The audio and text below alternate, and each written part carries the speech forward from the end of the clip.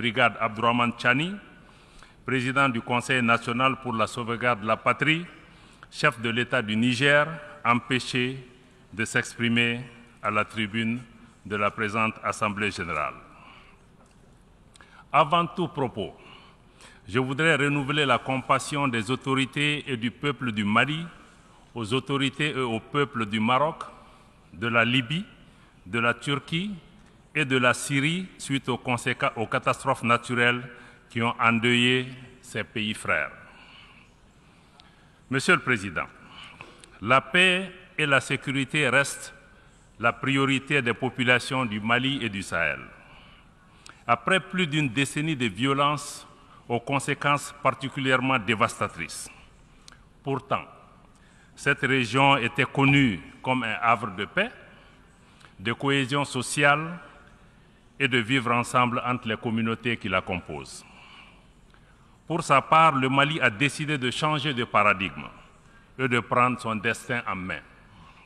Ainsi, au plan sécuritaire, le Mali a accordé la priorité au renforcement des capacités des forces de défense et de sécurité maliennes afin de leur permettre de s'acquitter de leur mission régalienne de défense du territoire national et de protection des populations et des biens.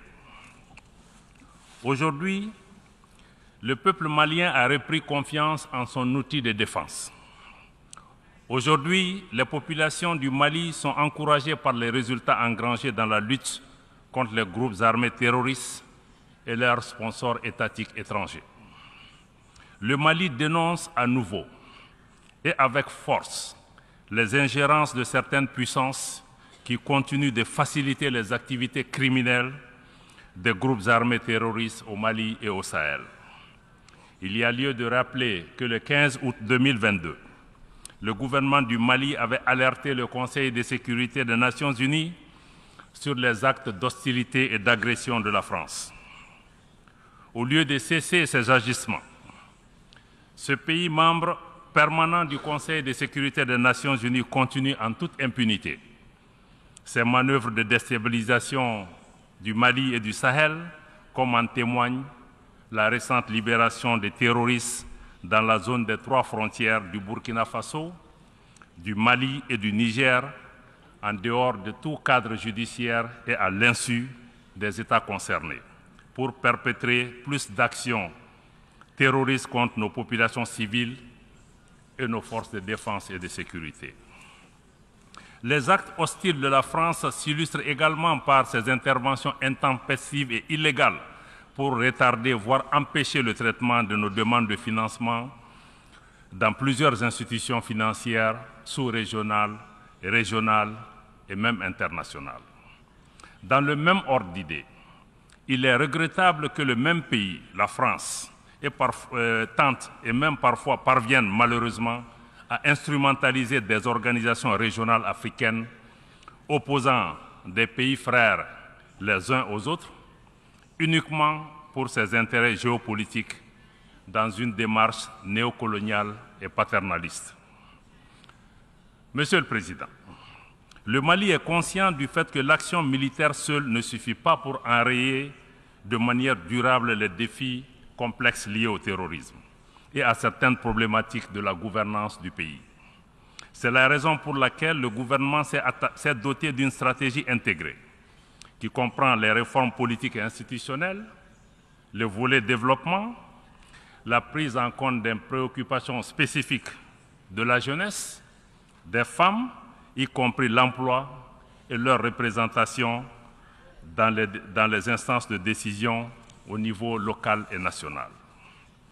Pour créer les conditions permettant de réaliser les aspirations profondes des populations maliennes au changement, le gouvernement s'est engagé dans la mise en œuvre de réformes politiques et institutionnelles nécessaires à la refondation de l'État.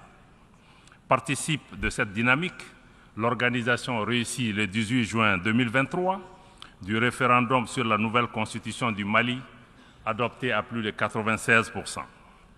Sa promulgation par le chef de l'État le 22 juillet 2023 consacre l'avènement de la 4e République du Mali. En passant ce cap, le gouvernement donne le gage d'une volonté réelle pour le retour à un ordre constitutionnel apaisé et sécurisé, y compris l'organisation dans les tout prochains mois des élections générales. Monsieur le Président, après 10 ans de présence dans mon pays, la réponse internationale aux défis sécuritaires du Mali n'a pas été à la hauteur des menaces. Les attentes des populations maliennes, maintes fois exprimées par les autorités, ont ainsi été souvent ignorées. La mission des Nations Unies au Mali, MINUSMA, n'a pas été en mesure d'aider le Mali à rétablir son autorité sur l'ensemble de son territoire, en dépit cependant des moyens importants investis en elle ces 10 dernières années. Durant sa présence sur le territoire national, la situation sécuritaire, malheureusement, n'a fait que se dégrader. L'insécurité qui était cantonnée dans les régions du nord du Mali au moment du déploiement de la mission des Nations Unies en 2013 a atteint les régions du centre et du sud. Cette propagation de l'insécurité est fort heureusement en cours de fléchissement grâce au succès indéniable remporté sur le terrain par les forces armées maliennes, malgré les défis inhérents à ce type d'opération. En dépit des difficultés rencontrées par la MINUSMA, dues à l'inadaptation de la mission au contexte sécuritaire, à savoir le maintien de la paix dans un environnement où il n'y a pas de paix à maintenir, le gouvernement du Mali s'était accommodé cependant de la présence passive de la mission. Cependant, il était devenu inacceptable pour le gouvernement du Mali de laisser la MINUSMA continuer à devenir partie du problème, en aggravant les tensions entre nos communautés à travers l'instrumentalisation de la question des droits de l'homme à des fins politiques et servant ainsi des agendas extérieurs de pays hostiles au Mali. C'est ainsi qu'après une évaluation exhaustive, le gouvernement du Mali a demandé en juin 2023 le retrait sans délai de la MINUSMA et nous sommes heureux que le Conseil de sécurité des Nations Unies ait accédé à notre requête. Le gouvernement du Mali travaille avec la MINUSMA en vue de son retrait ordonné, coordonné et sécurisé, et c'est dans le délai imparti du 31 décembre 2023. Conformément aux dispositions pertinentes de la résolution 2690 adoptée le 30 juin 2023 par le Conseil de sécurité. Le gouvernement de la République du Mali n'envisage pas de proroger ce délai. Le gouvernement rassure les populations maliennes et la communauté internationale que toutes les dispositions sont prises pour assurer la continuité des services de l'État après le départ de la MINUSMA. La première phase du processus de retrait s'est achevée et la seconde phase est déjà engagée. Certes, la MINUSMA n'a pas été capable de remplir son mandat, mais le gouvernement et le peuple malien restent reconnaissants pour les efforts et les sacrifices consentis durant les 10 dernières années au Mali. Je rends ici hommage à la mémoire de toutes les victimes, civiles comme militaires, maliennes comme étrangères tombées au champ d'honneur au Mali. Pour autant, le retrait de la MINUSMA ne signifie pas la fin de la coopération entre le Mali et l'Organisation des Nations Unies. Bien au contraire, mon pays tient à son appartenance à l'ONU et le gouvernement reste engagé en faveur des principes et des nobles idéaux de la Charte. De même, le Mali renouvelle son engagement à coopérer avec l'ensemble des États du monde qui le souhaitent et qui respectent les principes fondamentaux de la politique extérieure de mon pays. Dans une dynamique d'appropriation nationale, le gouvernement s'attelle à poursuivre la mise en œuvre efficiente et intelligente de l'accord pour la paix et la réconciliation issu du processus d'Alger avec nos frères des mouvements signataires qui le souhaitent. Nous nous réjouissons du chemin parcouru depuis la signature de cet accord en 2015, y compris l'adoption de la nouvelle constitution qui prend en charge plusieurs dispositions de l'accord, et le gouvernement a décidé de privilégier désormais le dialogue intermalien pour la poursuite du processus de paix avec les groupes signataires. Le gouvernement est conscient des défis qui jalonnent le chemin vers la paix. à l'instar de la série macabre d'attaques terroristes perpétrées sans discernement contre les populations civiles, les éléments des forces de défense et de sécurité maliennes. L'attentat sauvage et barbare contre le bateau Tombouctou et les assauts sur les camps des villes de Bamba, Gao et Bourem entre le 7 et le 12 septembre dernier illustrent la cruauté de ces groupes terroristes et criminels en bande organisée qui agressent lâchement des cibles comme les femmes et les enfants. Au nom du chef de l'État du Mali, du gouvernement et du peuple malien, je tiens à remercier toutes les nations amies et organisations internationales qui ont manifesté leur compassion et leur solidarité à l'occasion de ces événements tragiques.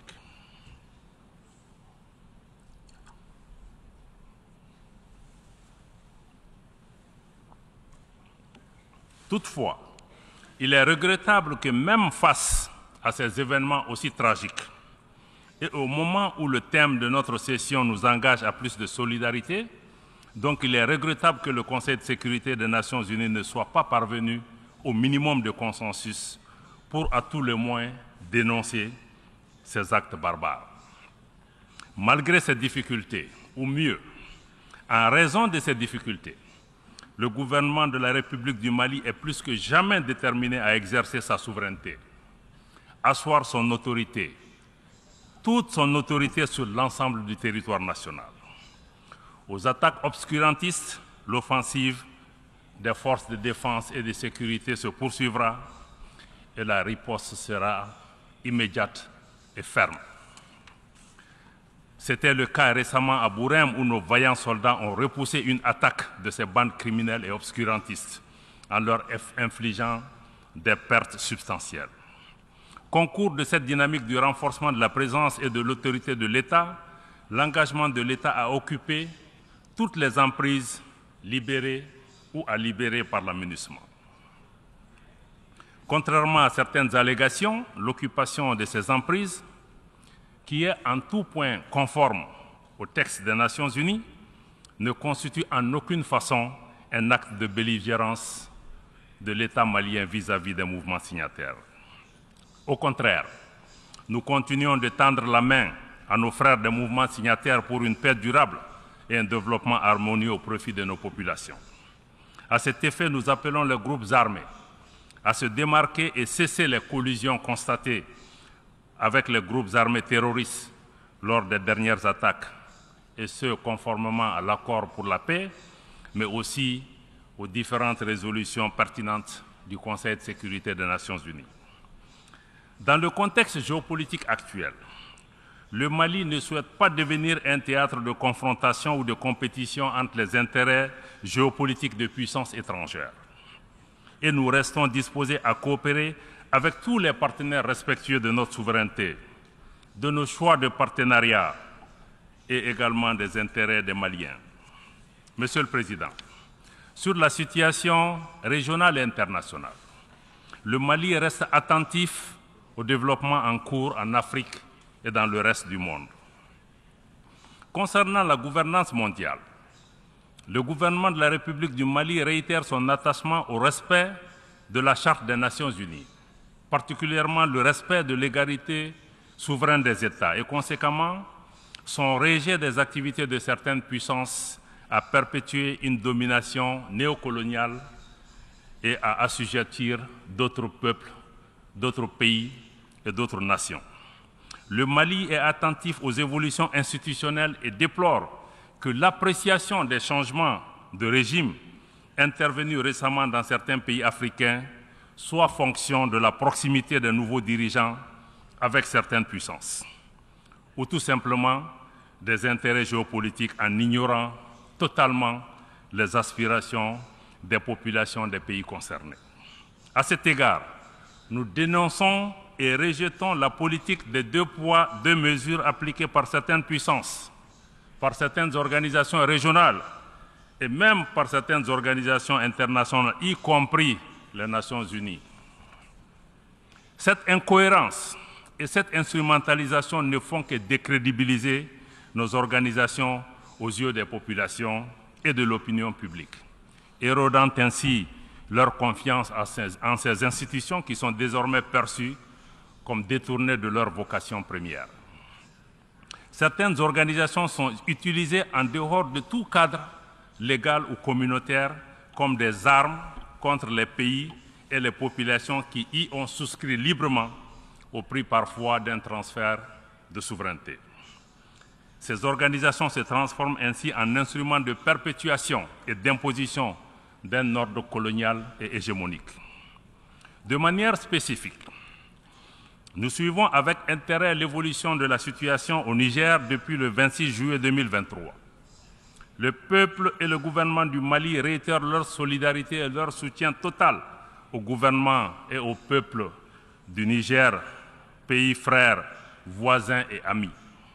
Nous dénonçons sur le principe l'imposition de sanctions et de mesures coercitives contre un État, que ce soit en Afrique ou ailleurs. Nous dénonçons d'autant plus les sanctions lorsqu'elles sont injustes, illégales et inhumaines, comme celles que la CEDEAO et l'UEMOA ont imposées au Niger et avant le Niger, les ont imposées également à mon pays, le Mali, qui s'en est relevé. Les conséquences inhumaines de ces sanctions sont si dramatiques, je parle des sanctions au Niger, que le secrétaire général adjoint des Nations Unies aux affaires humanitaires et coordonnateur des secours d'urgence a dû écrire au président de la commission de la CEDEAO une lettre l'interpellant sur la nécessité d'un allègement de ces mesures. Je dois rappeler que même dans la guerre qui a opposé l'Irak aux États-Unis, un couloir humanitaire a été ouvert pour permettre d'approvisionner le peuple irakien. Comment se fait-il que nous qui sommes dans ces organisations fondées sur la solidarité et sur la fraternité, nous puissions punir nos propres voisins, nos propres frères, en les empêchant d'avoir la nourriture, en les empêchant d'avoir des médicaments. Par ailleurs, le Mali reste fortement opposé à toute intervention militaire de la CEDEAO aux conséquences désastreuses pour le Niger, mais aussi pour l'ensemble de la région. Toute intervention militaire au Niger, j'allais dire toute agression, toute invasion de ce pays, constitue une menace directe à la paix et à la sécurité du Mali, mais aussi à la paix et à la sécurité de la région et aura nécessairement des conséquences sérieuses. Nous ne resterons pas les bras croisés. Il est primordial d'éviter de reproduire les graves erreurs d'un passé relativement récent. Il vous souviendra qu'en 2011, en dépit de l'opposition ferme et des mises en garde des dirigeants africains, le Conseil de sécurité des Nations Unies a décidé malheureusement d'autoriser une intervention militaire de l'OTAN en Libye, dont les conséquences ont déstabilisé durablement ce pays frère et l'ensemble de la région. Cette guerre de l'OTAN en Libye est à l'origine de l'expansion du terrorisme et de l'extrémisme violent dans la région du Sahel, avec son lot de victimes innocentes et de destruction. C'est pourquoi nous ne nous lasserons jamais de rappeler cette responsabilité internationale dans la tragédie humaine que vivent la Libye et les pays du Sahel depuis cette intervention. Aussi, au nom de toutes les victimes de 2011 à aujourd'hui, des dizaines de milliers de morts, des millions de personnes déplacées et réfugiées, nous réclamons justice, nous demandons réparation. Mais surtout, nous demandons que la communauté internationale assume ses responsabilités et tire toutes les conséquences de cette intervention militaire hasardeuse des grandes puissances dans un pays tiers. Il est crucial d'éviter de reproduire au Niger les erreurs commises en Libye et qui sont justement à l'origine de la dégradation de la situation dans toute la région du Sahel, y compris au Burkina Faso, au Mali et au Niger. Ceci est essentiel pour rétablir la confiance entre les nations, comme c'est le thème de notre session. Monsieur le Président, les multiples défis à la paix et à la sécurité internationale appellent à la réforme de l'architecture dédiée des Nations Unies.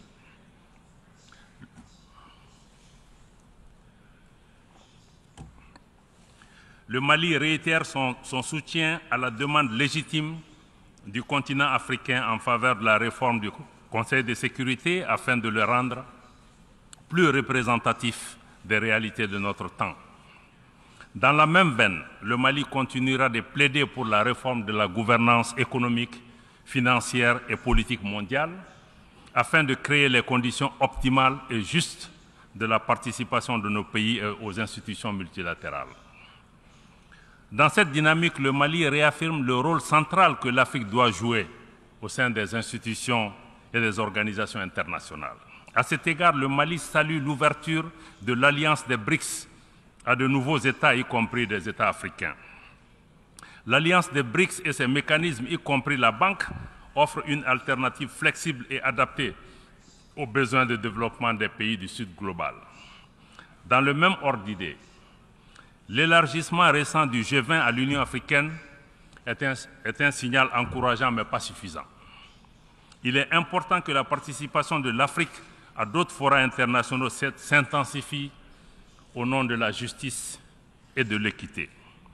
Les changements climatiques constituent une menace réelle pour les générations présentes et futures. Nous devons avoir le courage de sortir du dogmatisme ambiant et des jeux d'intérêts étroits concernant cette problématique. À cet égard, le temps est venu de mettre effectivement en œuvre les décisions de nos sommets et de nos COP. Il est plus que nécessaire que les pays à l'origine du changement climatique assument leurs responsabilités pleines et entières, y compris celle de soutenir les efforts des pays du Sud pour un développement respectueux de l'environnement. Monsieur le Président, je voudrais rappeler que l'Organisation des Nations Unies a été créée en 1945, comme vous le savez, essentiellement pour préserver les générations futures du fléau de la guerre. Ce noble objectif prescrit par la Charte des Nations Unies est loin d'être réalisé. Mieux, les tensions géopolitiques actuelles et les conflits multiples dans le monde constituent des motifs réels d'inquiétude pour le multilatéralisme, la coexistence pacifique et le développement harmonieux. Faisons une pause dans la rhétorique de l'intimidation, de la menace et de la guerre. Comme le thème de cette 78e session nous y invite, travaillons ensemble à rétablir la confiance et à raviver la solidarité mondiale. Osons des réformes qui permettent de construire un monde où chacun compte, un monde où personne n'est laissé de côté. Ensemble, travaillons à mettre en place des mécanismes internationaux efficaces, équitables et inclusifs, permettant de régler les crises et non de les encourager ou même, dans certains cas, de les entretenir. Victimes directes de l'ingérence persistante de certains pays dans leurs affaires intérieures, les populations du Mali et de plusieurs États du Sahel continuent, hélas, de vivre les conséquences tragiques des crises multidimensionnelles imposées et entretenues par ceux qui, paradoxalement, viennent donner des leçons de démocratie ou de respect des droits humains. Dans la mise en œuvre de la vision du chef de l'État pour l'émergence d'un Mali nouveau, libéré de toute domination extérieure néocoloniale, le gouvernement de la République du Mali est honoré de compter sur des partenaires sincères, sur des pays qui valorisent les relations d'égal à égal dans le respect mutuel. À cet égard, je tiens à adresser une mention spéciale à la Fédération de Russie pour sa solidarité agissante et un engagement fiable, tant sur le plan bilatéral que multilatéral. Le Mali demeure engagé pour le renforcement des mécanismes régionaux et sous-régionaux africains qui défendraient véritablement et prioritairement les intérêts des populations africaines. Fidèle à sa vocation panafricaniste, réaffirmée dans toutes ses constitutions successives, le Mali réitère son adhésion à tous les mécanismes de sécurité collective pertinents, notamment ceux dans lesquels le leadership africain est affirmé, mais aussi dans lesquels l'instrumentalisation est rejetée et combattue. C'est tout le sens de la création, le 16 septembre 2023, de l'Alliance des États du Sahel par le Burkina Faso, le Mali et le Niger par la signature de la charte du Liptako-Gourma. Cette organisation vise à établir une architecture de défense collective et d'assistance mutuelle dans le but de lutter contre toute forme d'agression, toute forme de terrorisme et de criminalité transnationale organisée dans l'espace de l'Alliance. Cette nouvelle organisation ambitionne également de fédérer les efforts des 3 pays dans les domaines socio-économiques et monétaires, mais aussi de renforcer sur de nouvelles bases l'intégration régionale, cette fois-ci une intégration des peuples fondée sur la solidarité, le respect de la dignité, de l'identité de nos peuples et de nos pays, l'affirmation de notre souveraineté sur nos terres et sur nos ressources, mais aussi notre souveraineté sur nos organisations, le financement de nos activités par nos ressources propres, ainsi que le rejet des ingérences extérieures, des politiques hégémoniques de domination néocoloniale ou d'assujettissement.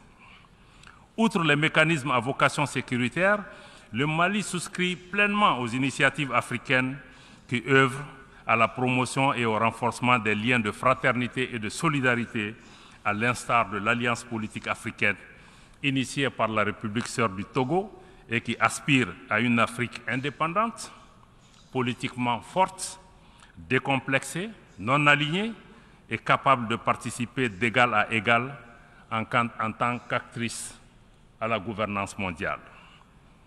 Monsieur le Président, Excellences, Mesdames et Messieurs, pour terminer, je voudrais faire observer que les multiples défis à la paix, à la sécurité et au développement imposent un cadre multilatéral refondé, adapté et inclusif. Nous ne devons plus continuer à faire la même chose avec les mêmes mécanismes, les mêmes institutions inadaptées et espérer des résultats différents. Pour sa part, le Mali reste attaché à un multilatéralisme où chaque nation compte. Un multilatéralisme solidaire, porteuse de solutions ambitieuses aux défis complexes de notre temps, particulièrement au Sahel. Un multilatéralisme ouvert, prenant en charge les aspirations profondes de nos populations au changement, à la dignité, au respect, à l'égalité souveraine des États, à l'équité, à la justice, au développement, à la sécurité et enfin à la paix. Je vous remercie de votre aimable attention. I thank the Minister of Foreign Affairs and International Cooperation of Mali.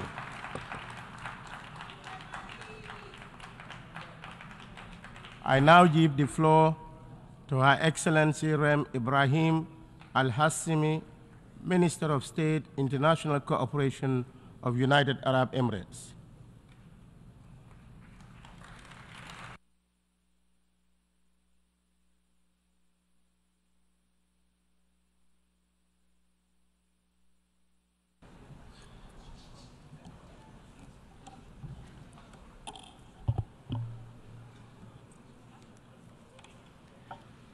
بسم الله الرحمن الرحيم.